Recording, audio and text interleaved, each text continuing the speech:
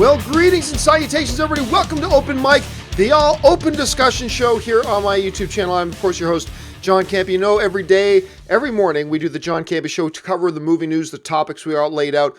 But in the afternoons, we just like to make it an open virtual water cooler where all of us film fans, television fans too, gather around and talk about whatever it is we want to talk about. And that's what we're going to do here today. All right, guys, with all that out of the way, let's jump into the stuff that you guys are mentioning in the live chat. Let's go here. And the first topic today comes to us from ZOMG Ruler, who writes, is it possible Justice League is too passé to make $1 billion? Nah. No, Justice League can absolutely make $1 billion. Justice League absolutely should have made $1 billion. I've said this before, I will say it again. The result of the Justice League was a referendum by the audience saying, we don't like where the DCEU is. You can try to argue around that. And remember, this is coming from somebody who's given every single Justice League or every single DCEU movie a positive review.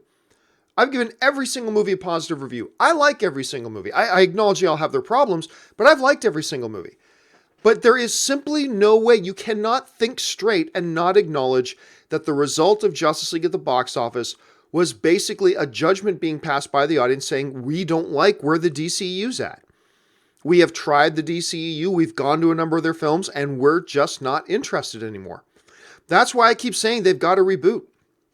They have to reboot. The audience has passed their judgment. Can you imagine if Avengers came out and made $600 million?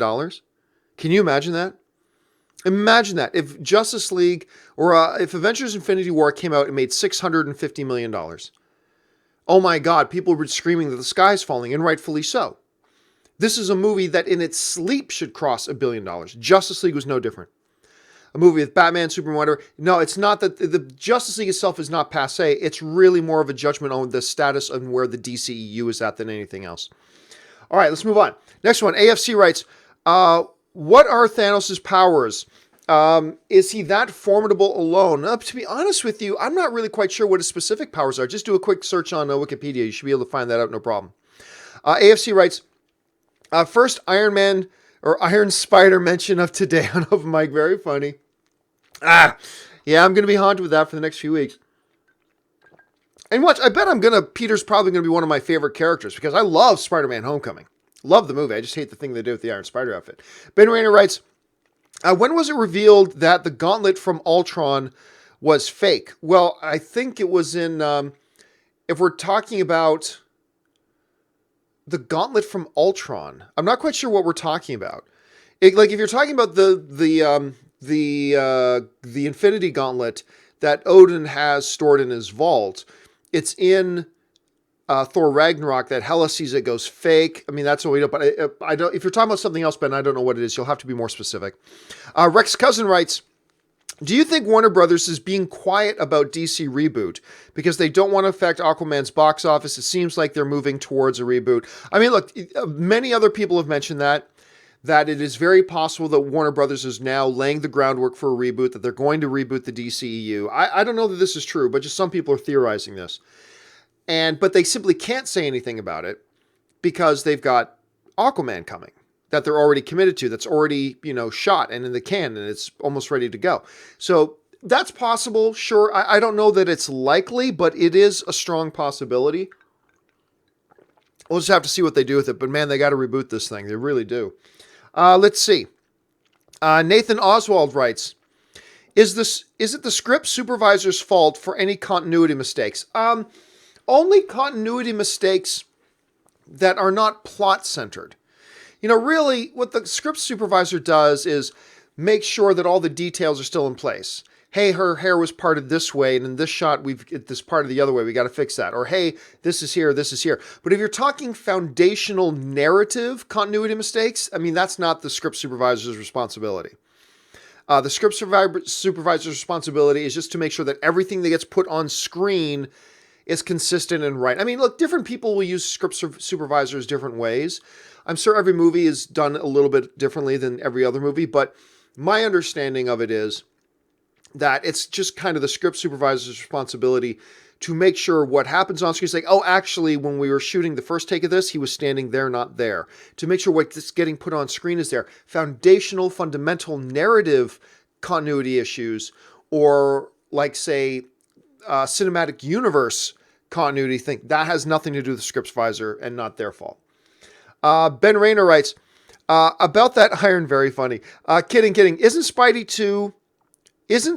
2 is the only confirmed MCU movie after Avengers 4, right?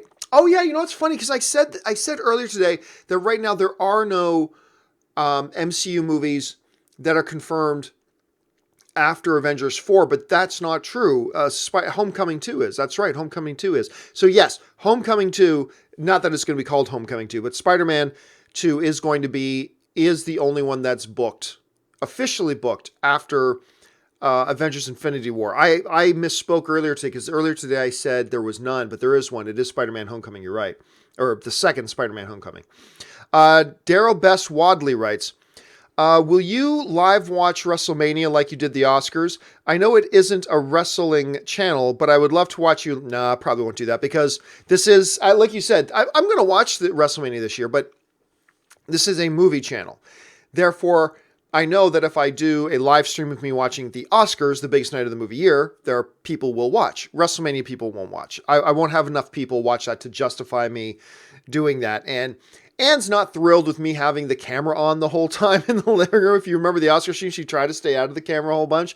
So no, I don't think I'll do that.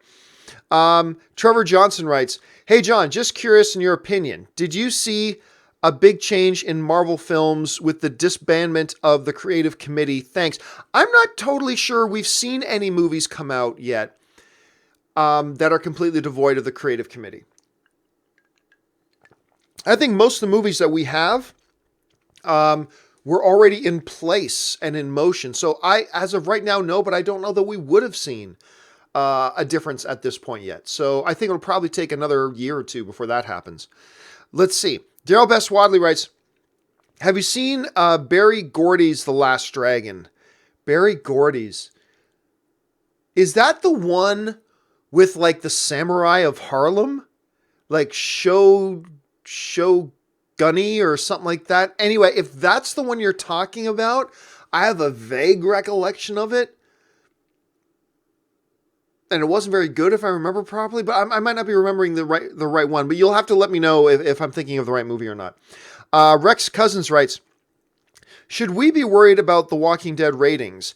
It's still almost double its ratings. It's still almost double its ratings each week with DVR numbers. Or do live numbers only matter? Remember, the way they take these things into consideration now, they take like DVR views and all that kind of stuff into consideration. Because if you say, well, it doubles with it, then every show doubles with it. Then every show does. So, I mean, they take a lot of that in consideration now. So, yes, you should be worried about The Walking Dead. You absolutely should be. Murray for Us writes, when do you think the next Solar trailer drops? No idea. I'm perfectly happy if they don't give us another one. But let's see. It comes out in May. So it's about 8 weeks away. Probably with about 5 weeks left to go. So maybe in about 3 weeks. My guess would be just random. I haven't got any inside information on that. My random guess would probably be about another 3 weeks till we get another Solo trailer. Trevor Johnson writes, also, ever see the movie Pumping Iron? Kind of niche. Oh, Pumping Iron with Arnold? Oh, yeah. Milk. Babies drink milk. Men drink beer. Yeah, I've seen that. Everybody's saying Pumping Iron, man. Come on. Degato1 writes, are you looking forward to Soderbergh's film Unsane? Can't say that I am at this point. So, yeah, there you go. I mean, don't get me wrong. I'm not saying I absolutely hate it. But if I'm thinking of the right film, then I can't say I'm like counting down the days to it either. Let's see. Orange Hand writes, the more confusing super chats with grammar problems. Lots of acronyms. It remind me of that Samuel L. Jackson scene in Pulp Fiction. Know what I mean? I'm not sure I know what you mean. I just rewatched Pulp Fiction like about 3 weeks ago. Are you talking about, say what again? Are you talking about that scene? I'm not really sure what you're talking about, but yes, it sometimes it gets problematic. Like sometimes, I mean, every once in a while, the odd little acronym is fine. I get it. But like, for instance, on the companion video today, there was like a couple of them that was um, like every other word was short formed and acronym. It's just like, what would the thing? And I just go, guys, I can't. I just can't read it if you're going to write it like that. I just can't sit there and spend 5 minutes trying to interpret what it is that you're writing before actually getting around to it. So sometimes it can get a little frustrating. I will admit that. Let's see. Oh, and it jumped. Murray for us, pumping iron. Oh, here we go. And the next one comes to us from Raw Cruz, who writes, "Hey John, with both the DCEU and the Transformers franchise both underperforming, what does better, in December 2018, Bumblebee or Aquaman?" Good question. Because both of them have taken major turns south. Box office success-wise, I should say. Transformers has been a horrible franchise for a long time. You know what? This may sound weird. I'm going to say Bumblebee does better. And here's why I'm going to lean towards Bumblebee. Because that new movie Blockers is coming out. And apparently it's amazing. I haven't seen it yet myself. But it's got John Cena, Leslie Mann. Apparently it's really funny. And could be like the surprise hit comedy of the year. If it is, John Cena is also going to be in Bumblebee, and they can market that a lot. Not to mention you got all the WWE fans that could go along and follow. So I'm going to give the slight nod. Not that I think Aquaman won't do okay. And I'm actually very excited about Aquaman. I love Jason Momoa playing Aquaman. I'm very excited to see it. But if I'm going to be objective, I think Bumblebee will outperform it at the box office. Only because, once again, that it's going to get a little extra star push from John Cena because he's about to have a big hit comedy on his hands here. And so I'll lean towards Bumblebee. Very interesting question. What do you guys think? Do you think Bumblebee's going to do better? Or do you think Aquaman's going to do better? Not which one will be the better film. Which one will get more people to go out to see it? Bumblebee or Aquaman? Jump down to the comment section below and let me know what you think. Warren Lucas writes, "Deadpool 2 is worrying me. First, the negative test," by the way, yeah, that was all bullshit. First, the negative test screen rumors, and I am not seeing the genius social media marketing like the first film. Your thoughts? First of all, the marketing campaign has nothing to do with the movie. Like all that stuff with the marketing campaign that they did for Deadpool, the movie could have been complete crap. The fact that we're not seeing the same kind, and by the way, they don't need to do the same kind of marketing campaign because Deadpool, the first Deadpool is a big hit. It's now everybody's aware of Deadpool. Like before, there was tons of people who never even heard of Deadpool. So they mounted this huge, extremely good marketing campaign. Maybe the best marketing campaign I've ever seen for a movie. They mounted that, but now it's a little bit different. People know what Deadpool is. People know who Deadpool is. So you market it, you don't have to market it the same way that you did before. And even if they put out the best marketing campaign ever for Deadpool 2, that doesn't mean the movie's any better. The marketing and the movie are two different things. So I would not let, oh no, we're not getting this genius marketing campaign. That worries me for the movie. Don't let that worry you at all. Because even if it was the best marketing campaign ever, that wouldn't mean squat about whether or not the movie was going to be good. It just means it's a great marketing campaign. But we've seen great marketing campaigns to shitty movies. We've seen that. We've seen terrible marketing campaigns for brilliant movies. We've seen that too. So I wouldn't let that part of it worry you whatsoever. Not the least, they are completely separated from each other. One has nothing to do with the other. Let's see. Zombotron 5678 writes, "Which score is better, Dark Knight or Avengers?" I'm going to go Dark Knight. If you're talking about the musical score, I'm going to go Dark Knight. I mean, Avengers is my favorite comic book movie of all time. But there are things about The Dark Knight that I think are better than Avengers. And the score is one of those things. I think the score for The Dark Knight it's an exceptional score. It's really, really good. Avengers score is okay. But the Dark Knight score is exceptionally good. In my opinion. Alan Gonzalez writes, "Is Thanos going personal? Killing Pepper, Loki, his family, Valkyrie. I don't know if it's part of his personal. For instance, let's take the Loki situation, right? We don't know that Loki dies, but we're all assuming at this point Loki dies. And that he's probably going to kill Loki right in front of Thor. And we probably get to see glimpses of that in the trailer. I don't know if that's personal. Remember, Loki double-crossed, first failed and then double-crossed Thanos. Thanos is going to kill Loki one way or the other. It got nothing to do with it being personal against Thor. As far as Pepper goes, I have a theory that Pepper dies in the movie. But, I mean, it could just be collateral damage, right? I don't know that just because she dies, if she dies, I should say, that doesn't mean that Thanos is I'm going to really stick it to that Tony Stark guy by going out and killing the love of his life. I don't know that would be it, or just that, hey, he's destroying that building and she happens to be in that building. I think she might end up being collateral damage. I don't see Pepper Potts being important enough that Thanos would single her out, but rather she dies as a result of everything that's going on. That's just me theorizing at this point. So no, I don't think he's going personal per se. Interesting observation though, Alan. Luke123 writes, did Justice League lose the studio money? I think at the end of the day, it didn't lose money. I think at $650 million, I think it just did well enough to break even. Maybe. But look, 2 years ago, when they're thinking Justice League, they're thinking, damn, this movie could hit $2 billion. I mean, easily $1.5 billion. And in our sleep, it's going to join the $1 billion club. So, they were disappointed with it. But at 650, which most films would love to have a $650 million result, but most films don't spend over $300 million making their movie. At 650, I think it's safe to say they at least broke even and maybe even made a little bit of money. So no, I don't think that it lost them money. I don't think so. Patrick Hewitt writes, have you heard about Disney pulling the international release of A Wrinkle in Time? At least a couple of countries. Do you think it's a good move? No, haven't heard about that.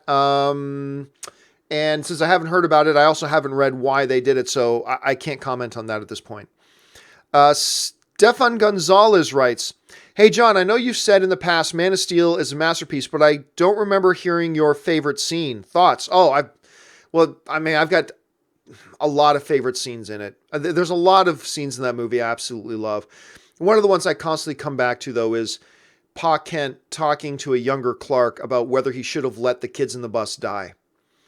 And him saying, Kevin Costner saying, maybe. I mean, that scene is brilliant.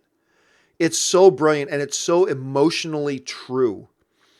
I ate that scene up. It's just, yeah. And be specific, I say it's a masterpiece of the genre. Like, I don't think it's like Citizen Kane, but I think I think it is a masterpiece of filmmaking in the comic book genre. I just adore Man of Steel. Let's see. Next one. Less Than Poppy writes, have you seen a screenshot on Twitter about Metacritic listing Kurt? Oh, this again?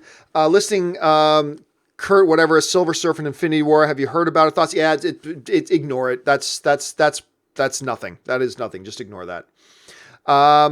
Luna Comics writes, I would like to see either David Tennant or Matt Smith to play the Riddler. They're both quirky, serious, when need to, and act intelligent. Plus, I would really like to see a British Riddler. Thoughts? I mean, you know what I'm going to say, Luna. I don't care. Sure. You want X actor to play X character? Sure, as long as X actor's a good actor. Then sure. I mean, I really don't care. Now, if you were to announce to me tomorrow that either David or Matt got the role, I go, hey, cool. They're both good actors. So I'm totally cool with that. But I really don't care about what actor gets what role, provided that whatever actor you're talking about is a good actor, then fine. I don't really think it matters all that much, to be honest with you. For a British Riddler, sure, why not? I don't see why not. Like, obviously, Enigma is not a British character, but there's no reason he couldn't be a British character, So I wouldn't have a problem with that. So that would work with me. Sure, why not? Let's see. Next up, Randall Cartwright writes, Might have been brought up already. Have you seen Hans Zimmer live in Prague on Netflix? No, that has been brought up, and no, I haven't seen it yet. I think I've seen The Man of Steel. I think somebody sent me the clip of him performing the Man of Steel theme, which of course gives me chills because I love the Man of Steel theme. I think it is my single favorite superhero theme of the modern comic book movie age. It's right up there with John Williams's original Superman theme. Because there's the John Williams Superman theme, which everybody thought, well, nothing ever will ever come close to it. Oh, I think the Zimmer one comes close to it. I think the Zimmer one comes close. It's just a beautiful piece of music. And somebody on YouTube, I know I've mentioned this before, if you look for it, somebody has taken the John Zimmer score, or their John Williams score and the Zimmer score, and merged them into one piece of music, and it's actually pretty good if you want to go look that up. Let's see. Paul writes, what do you think of the BJ movie 21? I love it. Honestly, Paul, I don't know what we're talking about. Marcus Baldwin writes, if Origins Wolverine had been better, do you think there would have been more recognition for the Wolverine trilogy? I enjoyed Wolverine and loved Logan. I mean, look, if one of the films was better, would that increase the overall appeal of the three films? Sure. I mean, make any one of the pieces better. That automatically increases the overall appeal of the trilogy as a whole. However, the second Wolverine was also not loved. I liked it until like the last act. But it's not like the second Wolverine film is on a lot of people's top 10 comic book movies list. So it's not like that one was beloved either. So you had two relatively weak films, and then you have Logan. But I don't think, no matter how much you change the first one, I don't think it makes Logan one of the great trilogies or anything like that. So, yeah, I mean, it would have had to have been significantly better. But even then, if you just take that first Wolverine Origins movie and just make it good, like not one of the greatest movies ever, but if you take Wolverine Origins and just make it good, then I still don't think the Wolverine trilogy gets a lot more recognition as a trilogy, because if the first one's good, but then you still got the second one, which is mediocre, then you got Logan. Everybody's just going to talk about Logan, and I understand why. Because Logan is one of the top 10 greatest comic book movies ever made. Should have been nominated for Best Picture last year, but I don't really see it overall increasing the recognition of the trilogy as a whole. I don't think so. Warren Lucas writes, over under $170 million opening weekend for Deadpool 2. I'll take the under on that. I'll take a significant under on that, actually. I'll probably put it about 125, 130. I'll go 125, 130. I'm going to put it just a little bit above the first Deadpool's results. And let me just, I think the first Deadpool was like 120. That's off the top of my head. I'm thinking 120. Opening weekend was actually 130. So I'll go, a little bit over that. I'll go like 140 to 145. I don't think it hits 170. So I'll take the under on the $170 million opening. Pi Gao writes, what do you think of Fight Club? Love Fight Club. Great movie.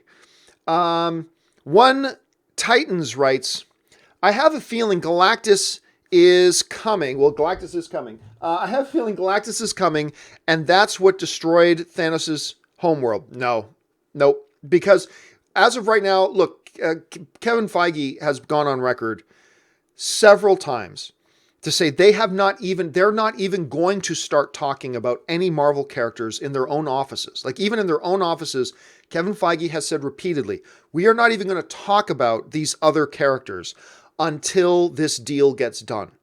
Remember, the deal between Fox and Marvel is not done. It's not done, and it won't be done for at least another year, after the government goes over with a fine-tooth comb before they give it final approval. Like, it's not a done deal, and Feige has said repeatedly, we're not even talking about those characters until the deal is done. So, no, they're not doing anything with Galactus. Geo writes, I think MCU is this generation's Star Wars in terms of childhood impact and it being cool on a big event. I'm 19 and seeing its impact and living it. See, I don't know about that, because I don't think, like, I love the MCU, but I don't, while everybody looks forward to the next chapter and everything like that, I don't see people still talking about Iron Man 3 30 years from now. I don't see people still talking about Ant-Man 20 years from now. I mean, when it comes up, we'll go, oh yeah, I remember Ant-Man. That was a great movie. Yeah. But the way Star Wars completely changed, there are several documentaries on this, but the way Star Wars changed not just filmmaking and not just the movie business, but also how the audience interacts with movies and how the audience responds to movies. The MCU is very, very successful, but it hasn't shifted the entire industry the way Star Wars did. You know, Star Wars birthed an entire generation of filmmakers that when you talk, like even like a Quentin Tarantino's, like Star Wars is one of the big things that influenced me in my life. Spielberg was already an adult, and he talks about how it completely influenced his filmmaking then on. You talk to all the young directors coming up, and they'll all talk about Star Wars. Star Wars is what changed my view of film and what made me want to be a filmmaker, and blah, blah, blah, and all these things. That, and other films like The Godfather is another one that did that spurred on an entire generation. I just don't see the MCU being that. I'm not feeling that kind of effect. They're just really good movies. They're really good, and they're super successful, and they're really fun, and they're very audience-pleasing. But I don't seeing them having, like, making the huge tectonic shift in the entire industry or culture the way that the Star Wars movies have. Now, when I refer to that, I mean the original trilogy. I don't necessarily mean all the other stuff that's come out since, but that's why I don't compare the two. I mean, I guess you could say it's the closest thing that this generation has to having something that's their Star Wars. I guess it's the closest thing to it, but to me, it still doesn't even really compare. Let's see. Luna Comics writes, am I the only one who thought Loki was a bad villain in Avengers? He was just so cheesy. No, you're certainly not the only one, Luna. Not at all. I think he was a fantastic, brilliant villain. With enough of a light edge, darker side, torn ideals within himself, a struggle about bad, but not wanting to be that bad. I mean, there were so many layers to Loki to me that Loki, for me, is one of the key reasons, one of several key reasons why Avengers is actually my favorite comic book movie of all time. And a big reason for that is Loki. So, but you are definitely not alone. Hey, look, nothing works for everybody. I mean, not everybody loves Loki. Not everybody loves Avengers. Not everybody likes comic book movies. I mean, so there's nothing wrong with him not working for you. So no, you're certainly not alone in that. Let's see. Where'd it go?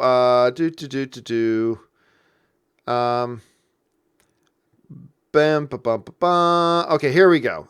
Next one comes to us from Ranger8, who writes, scene when Legolas says to Gimli, what about side by side with a friend gives me chills. Best trilogy ever. I would agree. Aside from the Star Wars, the original Star Wars trilogy, I agree. I mean, the Lord of the Rings films are so beautifully conceived, so masterfully executed. They're just absolutely brilliant. They have fun, but they have drama. They have deep narrative, deep cut mythology, serious, true emotion, wonderful character journeys and story arcs. It's just phenomenal.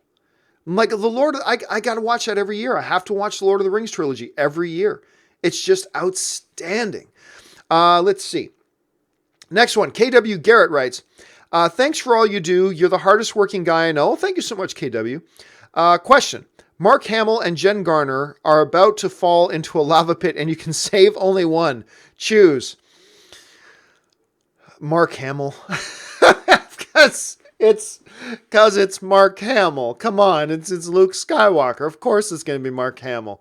My heart will break if I had to watch Jen fall down into a lava pit. My heart would break. But that's a tough one, man. But I'm going to say I have to reach out for Mark Hamill. Gotta get Mark Hamill. That's the one it's got to be. I love you, Jen, but Mark's been with me since my childhood. It's Mark. He's basically my grandfather. I got to save Mark. Absolutely. Ben Rayner writes, bigger disappointment, Wrinkle, I think he meant Wrinkle in Time, or Tomorrowland. They're alike behind the scenes, I feel. I don't know how alike they are. I'm going to go, for me, the bigger disappointment was Tomorrowland. And I didn't dislike Tomorrowland, to be honest with you. But my expectations for Tomorrowland were pretty high. It's Brad Bird directing it. I love George Clooney. I thought the trailers looked fantastic. I was really excited about Tomorrowland. And I like Tomorrowland. I think it's okay, but nowhere near as good as I was hoping. Whereas I didn't even like Wrinkle in Time, but my expectations weren't all that high. So I would say Tomorrowland finished far lower from my expectations than Wrinkle in Time did. Even though I kind of like Tomorrowland and I don't like Wrinkle in Time, to me, Tomorrowland was the bigger disappointment, to be honest with you. But that's just from my point of view. That's all. Let's see. Next one. Derek Large writes, where am I here? Derek Large writes, why didn't we ever get a Rango 2? It made money and won the Best Animated Oscar. Beautiful looking film. Yeah, well, I remember there was some talk of a Rango sequel. There was some talk of it for a while. And honestly, it did not do that well at the box office. It made like $245 million, but the budget was $135 million. So in actuality, it lost the studio money. Now, for some of you who are kind of new to the channel, you might be hearing, wait a minute, if you're saying it cost $135 million to make the movie and it made $245, that means it made $110 million profit. No, remember, take the total number of the amount of money it made. In this case, 245. Right? Now, right off the top, take away 1/3 for the movie theaters to keep. In this case, that's a little over $80 million. Okay? So now, instead of $245 million, what you're looking at really is a movie that made about $160. Well, then you'd say, but John, that's still profitable. Cost $135, made $160. No, because you haven't taken into consideration those production costs don't count marketing. And you're probably looking at $30 or $40 million in marketing. For some movies will spend $200 million in marketing. I don't remember Rango spending that much. But let's for argument's sake, let's say $30 million in marketing. Now, all of a sudden, Rango actually lost the studio $5 million.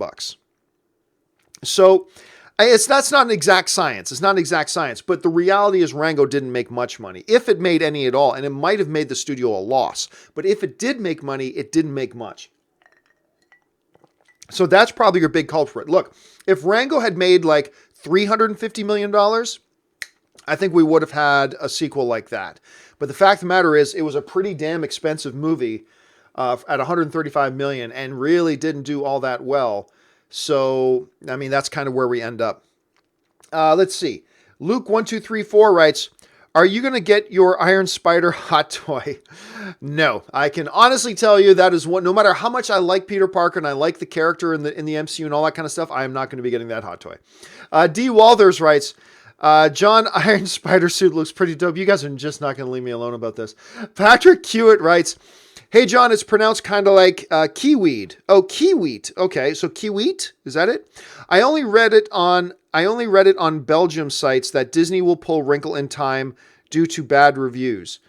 Well, okay, again, I haven't heard anything about it. But look, if the movie isn't doing well in a market, and it's pretty much made all the money it's already going to make, then you pull it. I mean, so that's kind of just simple business, I guess. But again, I don't know the details. I don't know the circumstances. I haven't read the articles myself, so I can't really comment on it. But I appreciate you bringing it up to everybody's attention, including me. Thanks for that, Patrick. Kiweet. I'll forget the next time your name comes up. Forgive me. Have some patience with me. Paul writes, Blackjack movie with Sturgis, Spacey, and Bosworth. I'm not quite sure what it is we're talking about, Paul, to be honest with you. You'd have to be a little bit more specific. Patrick Kiwi writes, also, favorite animated Disney movie, Lion King. Yeah, all-time favorite animated film, Lion King. No questions asked, easy. Denmar95, where am I here? Denmar95 writes, did you watch My Hero Academia? I don't know what BNHA is. And is this one of the best, my opinion, Shiro shows right now? Top 3-5, so smart, refreshing, and easy to binge. I've never even heard of My Hero Academia. I don't know what that is. I'm not super plugged into television, but I do find it odd that I've never even heard of that show. So no, I've never even heard of that show, Denmar. I don't really know what it is. All right. Oops, there we go again. Okay, here we go. Denmar95 writes, Season 3 premiered on April 7th. Watch now, thank me later. Also, Emma Fyffe and David Griffin are big fans of My Hero Academia. Okay, again, I've never heard of the show, but I will check it out. Start, guys, in the chat board, throw in on the chat board what network that's on, so maybe I can give it a peek. Thanks for bringing it up, Patrick, or Denmark, I should say.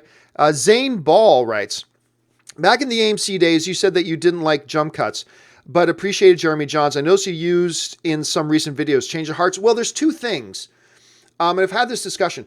What I do aren't jump cuts. What I do are just cuts. There's a difference between cuts and jump cuts. Jump cuts are when, like, for instance, if you watch, and like Jeremy is one of these guys who masters the art of jump cutting. Jump cutting is like you almost, in one sentence, you'll have 3 cuts.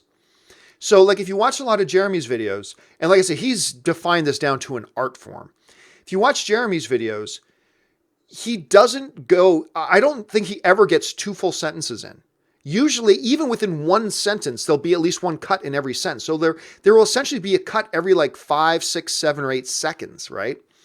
Me, I'll use cuts for sure, but like I'll talk for like 30 seconds, a minute, maybe at the shortest like 10 or 15 seconds. But then I'll use a cut because I don't script out all my videos, right? I don't script them all out completely and then read it from start to finish. Now, I used to not even like the idea of cuts in videos. But one of the things that Jeremy helped me gain an appreciation of, especially with his jump cut style, was how much bloody easier it is to do it that way. I still prefer no cuts, certainly no jump cuts. I much prefer no cuts and certainly no jump cuts. But, you know, Jeremy showed it's just pure laziness on my part. It's just so much easier. Instead of having to spend like an hour and a half trying to make sure you nail it all in one take, which I will still do those from time to time.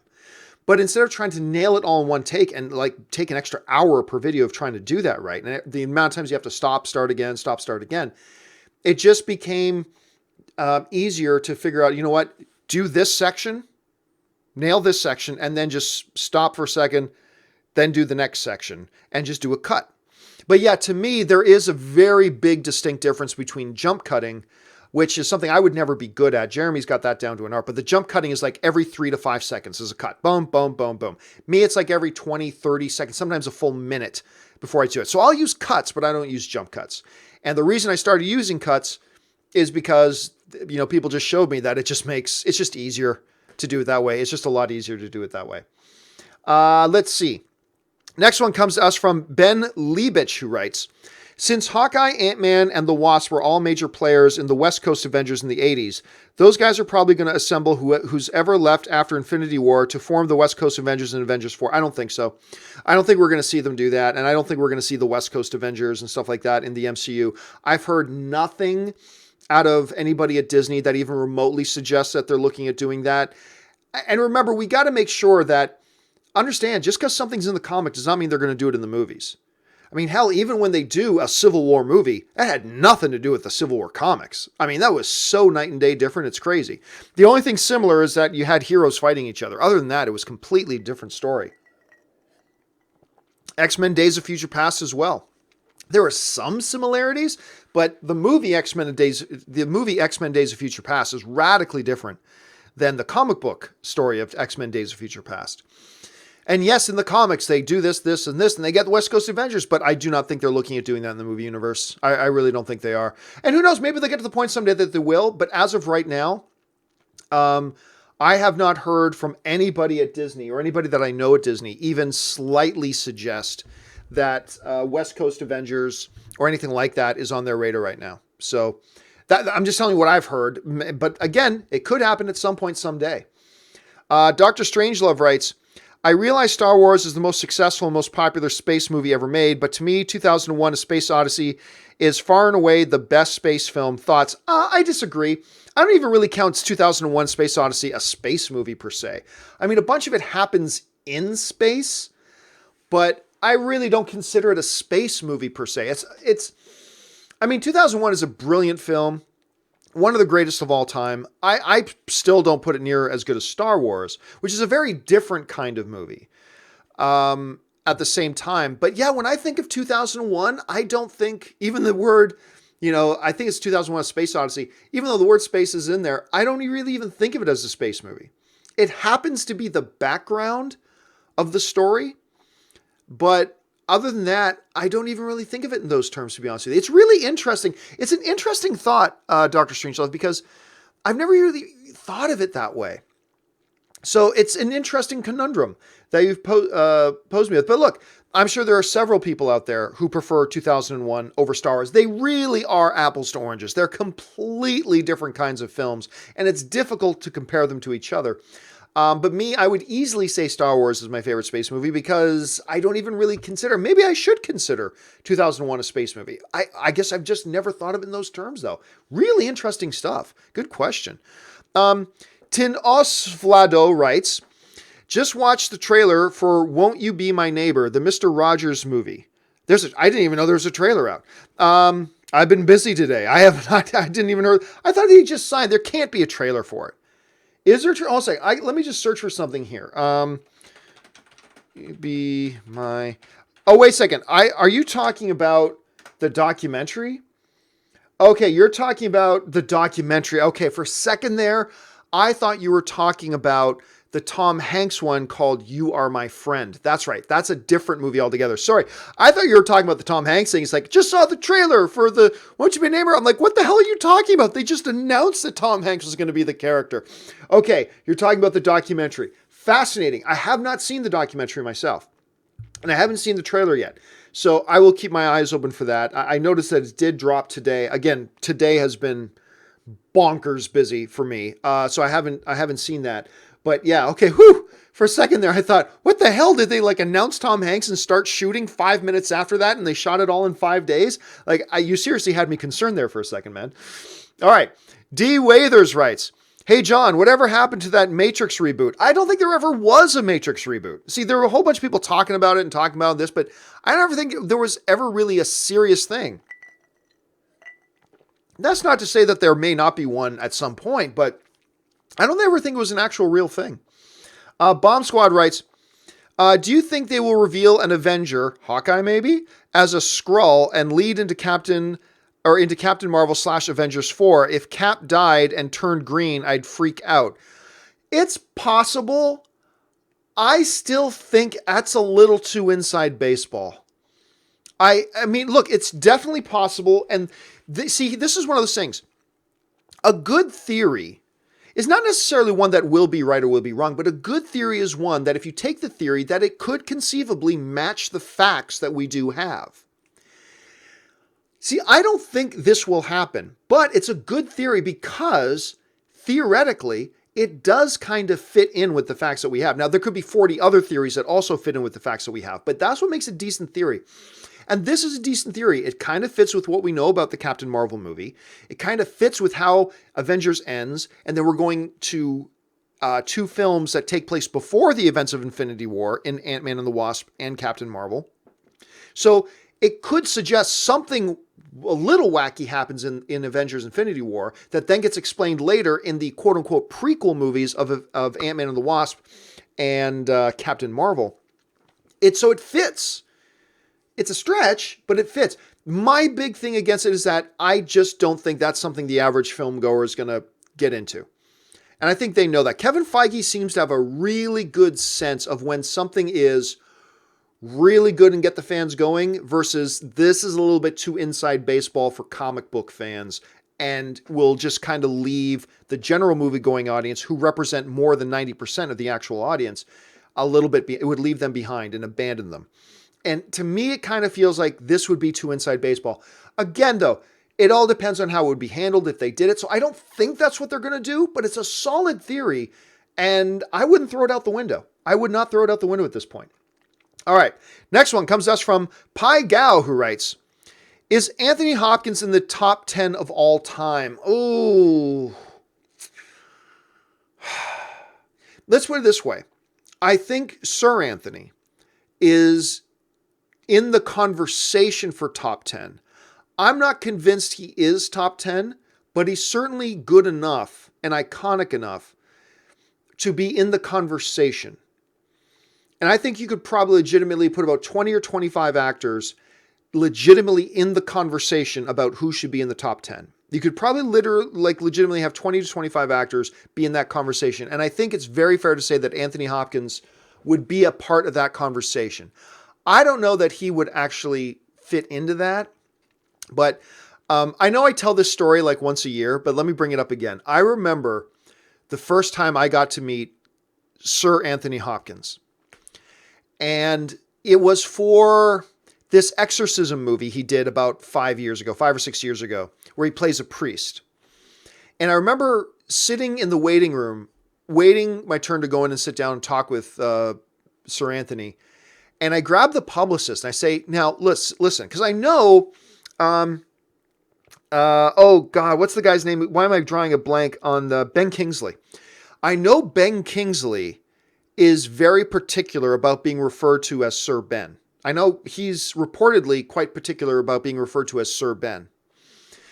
So I grab the publicist and I say, hey, listen, man, I've never met Anthony Hopkins before. So does he prefer Anthony, Mr. Hopkins, or Sir Anthony? Because I know he's knighted. So does he prefer Sir Anthony? And the publicist goes, that's a really good question. I go with Sir Anthony just to be safe. I said, okay, that's what I'm going to do. So it's my turn. I go walking in. Anthony Hopkins is sitting there in a chair. And first of all, the dude is Santa Claus. He lights up a room. Because I walked in the room instantly. It's like, I don't know if he was faking it, but even if he's faking it, I'm impressed that he would fake it because he made it his job to make me feel welcome. I mean, and actors don't need to do that. They don't need, especially if they've already interviewed like 15 other people.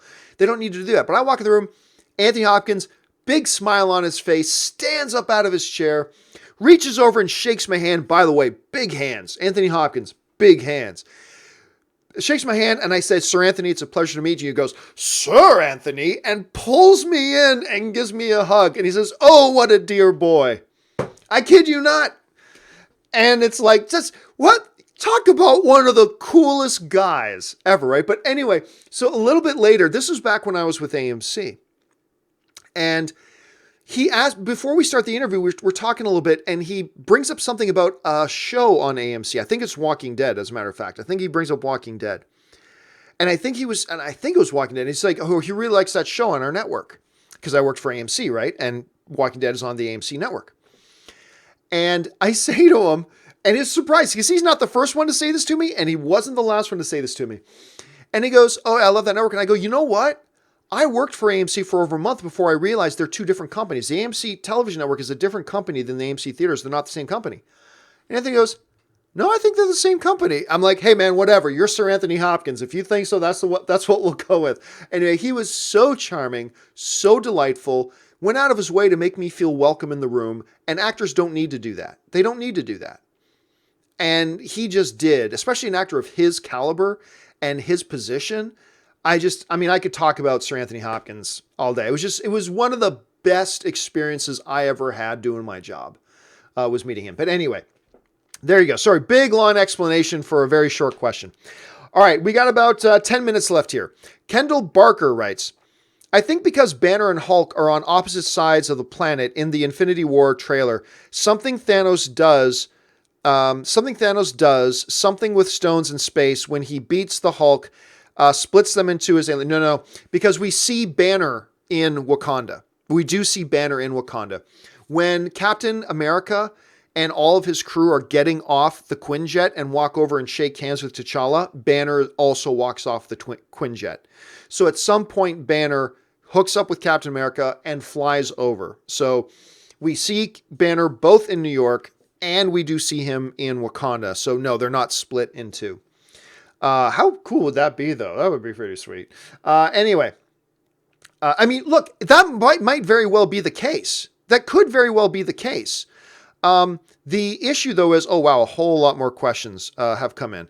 Okay, that could very well be the case. I'm just saying, though, that maybe Hulk and Banner are split, but seeing Banner in one place and Hulk in another is not the proof of that, because we do see Banner also in Wakanda. So just keep that in mind. Bomb Squad writes, have you ever confronted a disruptive moviegoer. Oh yes. Yeah. I got a temper. It takes a lot to get my temper triggered, but when my temper's triggered, I can go off on people. I can. I have yelled and screamed at people and stuff like that. Absolutely. It takes a lot to get my temper off, but when my temper goes off, it goes off. It's one of my personality flaws, and I have several personality flaws, believe it or not. So yes, it's been rare. It's probably only happened 2 or 3 times, but there's been a couple of times that I've just gone off on somebody in the theater just because they were being so. Now, I got to say, out of the 2,000-3,000 times that I've been to the movie theater, 2 or 3 times something has bothered me so much that I've gone off. So really, I am very lucky in that I very rarely have somebody who's disruptive. I mean, some people, I don't know where some of you guys live, but some people talk to me about how every time I go to the movie theater, somebody's disruptive. And I mean, that sucks, but maybe you should move, because I've always had, like I said, I've had 2 or 3 times. I mean, certainly I've had some disruptions in a movie theater, but it's usually about maybe 5% of the time. So maybe I'm just really lucky that I'm just going to movie theaters where everybody's polite and nice and knows how to act in a movie theater. And maybe you just live in a bad place. I don't know, but I've always been pretty lucky that way. Edward Bedor writes, will we ever see any continuation of the Bourne legacy? While it wasn't perfect, I like the character Aaron Cross and would love to see his story continue. I know we're not going to see Cross's story continue on at all. Unfortunately, the last Bourne movie was a little bit of a disappointment. I mean, we're all so excited to see Matt Damon return as Bourne. And the movie had its upside, but I mean, its overall narrative was based on a really bad premise, and it just wasn't executed great. I didn't hate the movie, not at all. You can go see my review for it, but it was a bit of a letdown for me. I was expecting a lot better. So I got a feeling that the Bourne series might be done. I think they might be done with the Bourne series. Who knows? Who knows? We'll see. Mr. M9991 writes, keep up the amazing work, John. Love your show. Well, thank you so much, Mr. M. I really appreciate that. It's always nice to hear that. Thank you, man. And thanks for being here and being a part of the community. The Last of the Time Lords writes, so we get a Central Intelligence sequel. Do we get a Central Intelligence sequel? Again, I have been watching the movie news today. And let me just see if there's anything in here about that. Okay, I don't see anything about a sequel. Maybe you're asking, will we get a Central Intelligence sequel? It's possible. Central Intelligence was a surprisingly good comedy. I had a much better time at Central Intelligence than I thought I would. Not one of the great comedies of all time, nothing like that, but the chemistry between Kevin Hart and Dwayne Johnson, I thought was really sharp. We saw that continue on, of course, in Jumanji.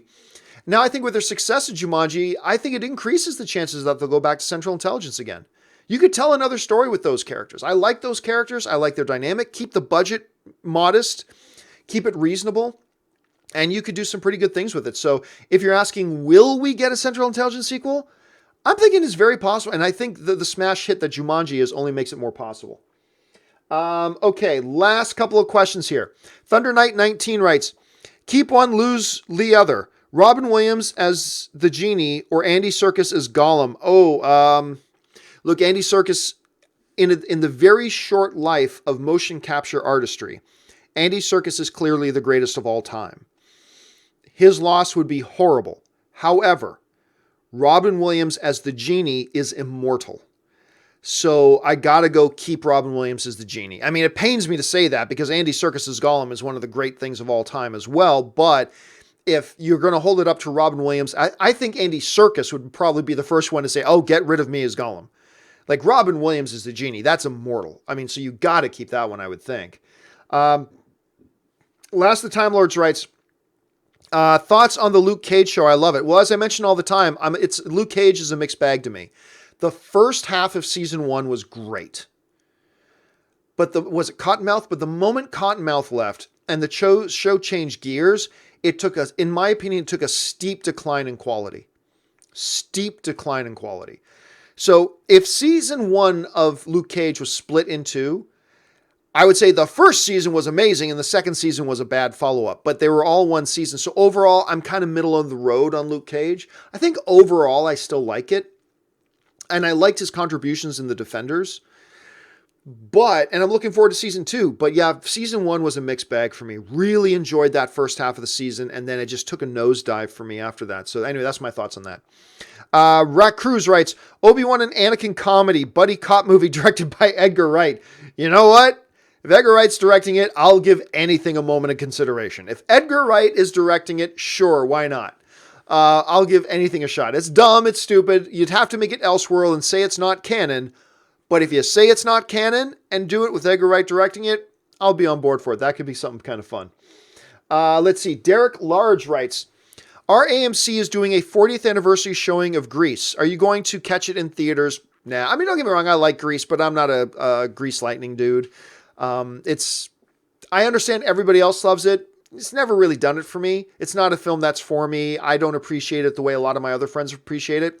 So I probably will not be attending any anniversary screenings of Grease. Not myself, but awesome for all of you guys who are Grease Lightning fans. Go on and check it out. Kevin Campbell writes, thoughts on the idea of Disney debuting New Mutants on their streaming service in 2019? If I'm being honest, it looks rather budget. I don't think they are doing that unless they made some kind of announcement that I'm not aware of, but I don't think that's what they're doing. I don't think that's, I think they plan to do it theatrically. I do think they plan to do it. I really like the feel of it. And it did feel a little budget. Yes, but I kind of like that, to be honest with you. It felt like a gritty indie horror film. That's what it felt like to me. And that got me excited because, man, what Fox is doing, which really makes me sad that they're not going to be in control of the X-Men properties anymore. What Fox has been doing with their X-Men properties, taking big risks, really pushing the envelope, like doing Deadpool was a huge risk. Everybody now pretends like it wasn't a risk because it was a huge gamble. And they did it. Doing Logan R-rated as a gritty Western, huge risk. And it was brilliant. Going New Mutants now, pushing the envelope and making it feel like a gritty indie horror film, huge risk. But I love that they're doing that, man. I love that they're doing that. So I don't think it's going to be directly for streaming unless, again, I might be wrong about that. They may have already announced that that's what they're doing, but I don't think that's what they're doing. I'd have to double check it. That's one of the beauties of doing a show live with live questions that I have no way to prepare for. But I think it'll be theatrical. I do. Okay, let's see. Rob D writes, greetings from Phoenix. I love Phoenix. Just wondering how long before you start dreaming about the Iron Spidey suit. And will you let us know when you do? Love your vids. Well, thank you so much, Robert. And again, you guys are just going to keep beating me like a horse about the Iron Spidey suit. I'll probably have nightmares about it pretty soon. Let's see. Ben Lawrence writes, better first one half film punch. 2006, Blood Diamond and The Departed, DiCaprio. Or 2013, Saving Mr. Banks and Captain Phillips with Tom Hanks. I give the edge to 2006. I do too. I really like Saving Mr. Banks.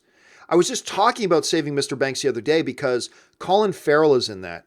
And to me, Colin Farrell stole that movie as Mr. Banks. He stole that movie. I thought Colin Farrell deserved an Academy Award nomination for his work in that movie. But all anybody talked about was Tom Hanks, Tom Hanks is great. But Colin Farrell was so unbelievably good in that movie, man. But I agree with you. The Departed, which was the Best Picture winner that year, one of the greatest remakes of all time. Some people still don't know that Departed is a remake, by the way. And Blood Diamond is an underrated film a lot. So I will agree with you on that one, Ben. I'm gonna go with the 2006 one as well. All right, guys, I have run all out of time today. Thank you so much for those of you who sent in questions and I don't have time to answer them. Don't worry. I'm going to take all those questions. I'm going to put them into a Word document with that I'm going to use, and I'm going to do a companion video tomorrow on the John Campea channel. So don't worry. If your question didn't get answered here, it will be answered on the companion video tomorrow, along with any questions that don't get answered on the John Campea show tomorrow morning. I'm going to take all those questions, put them together, and do a companion video tomorrow afternoon. So don't worry, it will get answered. All right, guys, that will do it for me for this installment of Open Mic. My name's John Campea. Thanks so much for joining me, guys. It's great being a part of a community with you. Thank you so much for letting me be a part of it. Anyway, guys, I'm John Campea. That'll do it for now. So until my next video, bye-bye.